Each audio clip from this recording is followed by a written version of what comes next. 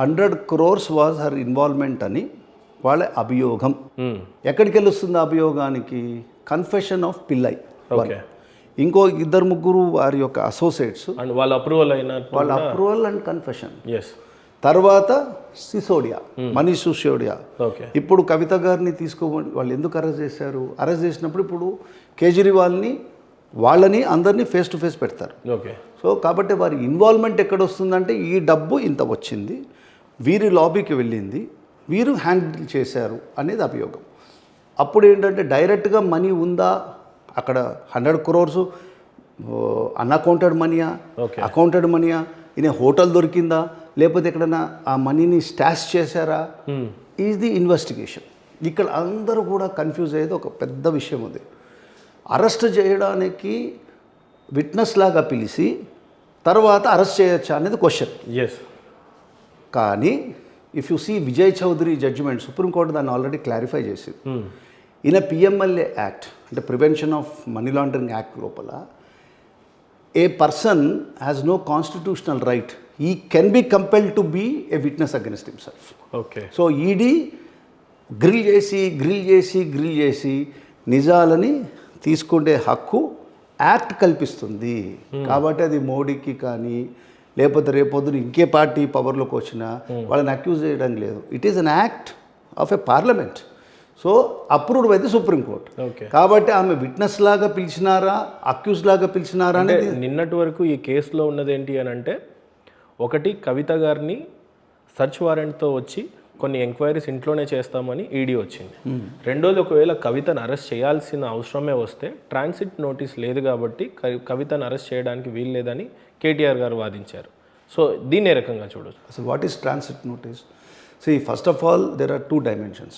If any person is involved in a crime, police or the police kunna power unna authority can arrest a person then and there. Only thing they have to give a notice. Mem arrest చేస్తున్నాము అని చెప్పి 2 personsకి చేయాలి. Even అట్లా 2 persons చెప్పాల్సిన అవసరం కూడా లేదని చెప్పి ఈడీ యాక్ట్ చెప్తుంది. కాబట్టి anywhere any time A person can be arrested. ఆమె ఇంతకు ముందు అయితే ఒక్కటి ఏంటంటే నళిని చిదంబరం కేసు లోపల ఉమెన్ కెనాట్ బి అరెస్టెడ్ అనే విషయంలో వాళ్ళు చెప్తున్నారు. ఆ పాయింట్లోనే సుప్రీంకోర్టు కొన్ని రోజులు వాళ్ళకి స్టే గ్రాంట్ చేశారు. తర్వాత దట్ ఆస్పెక్ట్ ఈస్ గాన్. తర్వాత ఇన్వెస్టిగేషన్ చేయమన్నారు. అసలు ఇన్వెస్టిగేషన్ అంటే ఏంటి? దర్యాప్తు అంటే ఏమిటి? Collection of evidence. Collection of evidence ఎలా చేయాలి? 2 సోర్సెస్లో చేస్తారు. ఒకటి ఫ్రమ్ ది ఎక్స్టర్నల్ విట్నెసెస్ ఉన్న సోర్స్లోకి వెళ్ళి చేయడం, రెండోది ఆ పర్సన్ యొక్క కన్ఫెషన్కి వెళ్ళి చేయడం. ఈడీ యాక్ట్లో ఏంటంటే ఆ పర్సన్ని గ్రిల్ చేసేది ఎందుకంటే ట్రైల్డ్ మనీ, ఆ మనీ ఎక్కడ దాచిపెట్టారో వీళ్ళకి తప్పించి ఎవరికి తెలియదు. కాబట్టి it will try to extract the information. ఆ ఎక్స్ట్రాక్ట్ చేస్తున్నప్పుడు ఈడీ ఒక 4-5 times సమన్స్ ఇచ్చారు. ఆమె ఆన్సర్ ఇచ్చినారో లేదో మనకు తెలియదు. ఇట్స్ స్టాచ్యుటరీ అథారిటీ పవర్ అది. వాళ్ళు అది చేయాలి, మేము అరెస్ట్ చేయాలి అనుకునేటప్పుడు అరెస్ట్ చేయాలి అనే దృష్టే ఉండుంటే, పొలిటికల్ డైమెన్షన్ ఉంటే 4 to 5 times ఆమెకు ఆపర్చునిటీ ఇవ్వరు. It was a political game plan of Modi. ఆ రోజే కవిత గారిని ఈ లాస్ట్ ఎలక్షన్స్ ముందని అరెస్ట్ చేసి ఉండేవాళ్ళు కదా.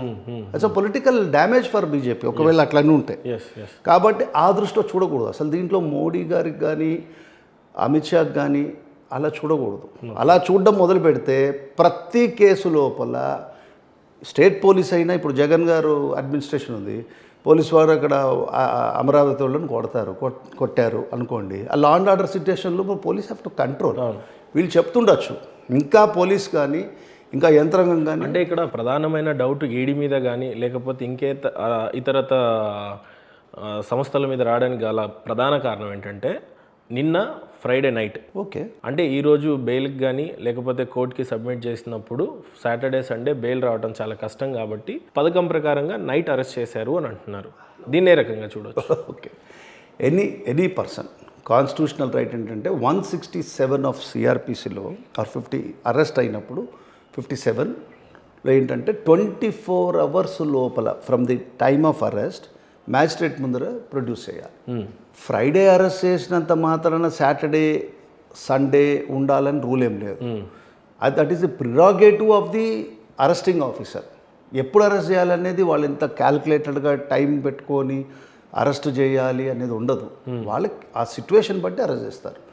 నిన్న టైం అనుకున్నారు వాళ్ళు, దే కేమ్, దే అరెస్ట్ అయినప్పుడు ఆమెను ప్రొడ్యూస్ చేశారు. Today I think she's remanded to judicial custody. ఒక పక్క హెల్త్ విషయం చూస్తే బీపీతో తను ఉన్నట్టుగా తెలుస్తా ఉంది. అయితే దీనివల్ల ఏమన్నా తనకి హాస్పిటల్కి తీసుకెళ్తారా, బెయిల్ ఇస్తారా, ఏ రకంగా ట్రీట్ చేసే అవకాశం ఉందంటారు? చంద్రబాబు నాయుడు గారు కూడా ఇదే సిచ్యువేషన్ వచ్చింది లాస్ట్ టైం మొన్న అరెస్ట్ అయినప్పుడు.